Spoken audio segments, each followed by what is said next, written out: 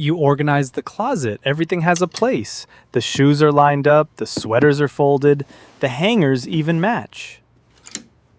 Then laundry day happens. One shirt goes back in, one pair of shoes comes back. You try to put away one sweater, and suddenly you're pushing things sideways again.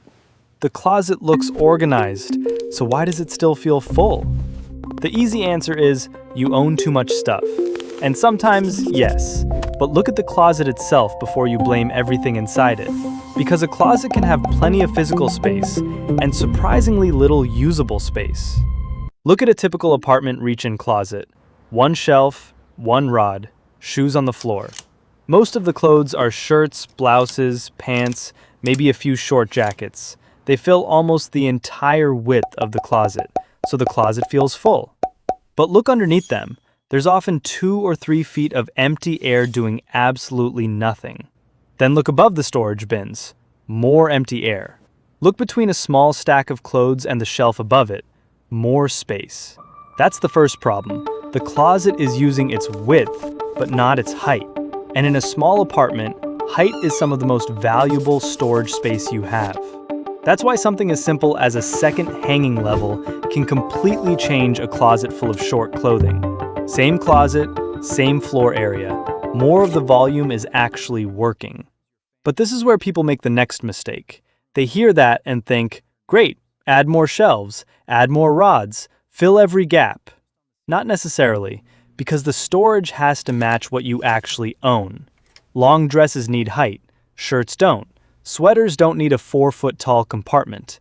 10 pairs of shoes don't need a wall-sized shoe rack. And 30 pairs probably won't survive on one tiny shelf. Good closet design isn't about dividing the space into as many sections as possible. It's about giving each category roughly the amount of space it actually needs. And once those two stop matching, you can have an organized closet that's wasting space everywhere. Then comes the solution almost everyone tries. Organizers, baskets, bins, shoe racks, hanging shelves, drawer inserts, and some of them are genuinely useful. But there's one thing we almost never count. Storage takes space too. A basket has walls, a drawer needs room to open, a hanging organizer takes away rod space, a box needs clearance before you can pull it out. So when you add storage, you're not automatically adding usable space. Sometimes you're just adding another object inside the closet. In other words, you're storing the storage. And in a small closet, every organizer needs to earn the space it takes. Here's an easy example. Imagine a large basket sitting on half of your upper shelf. It looks great. You pull it down, and there are 3 scarves inside. Technically organized, terrible use of space. Or take a hanging organizer. 6 neat compartments sound useful, but if it uses the same rod width as 15 shirts, you didn't simply gain 6 compartments, you traded something for them. That's the question I would ask about every storage product in a small closet. Does this give me more usable space than it takes away? And then there's one more problem that makes a closet feel full even when everything fits. Access. Picture a deep shelf with 2 rows of sweaters. It holds a lot, until you need the sweater in the back. Move the first stack, reach behind it. Something falls over. Put everything back. The space exists, but you don't really want to use it. And that's the difference between storage capacity and usable storage. If getting one thing requires moving 3 other things, the closet may be full, but the design isn't working very hard for you.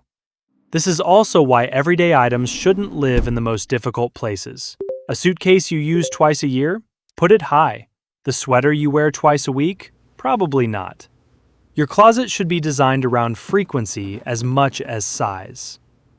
And you can actually diagnose most of this in about a minute. Don't reorganize anything, just open the closet. First, look for empty height. Under short clothes, above bins, between shelves. Those are the spaces you're paying for but not using. Second, look for mismatches. Huge zones holding small things, tiny zones trying to hold large categories. Third, look for anything that's annoying to reach. Deep shelves, stacked boxes, heavy baskets overhead, things hidden behind other things. And fourth, look outside the closet. Shoes beside the door, clothes on the chair, a bag hanging from the handle. We usually call that clutter, but sometimes it's feedback. Those things may be telling you that the easiest place to put them is not the place your closet design gave them. And that's the difference between a closet that looks organized and one that actually works.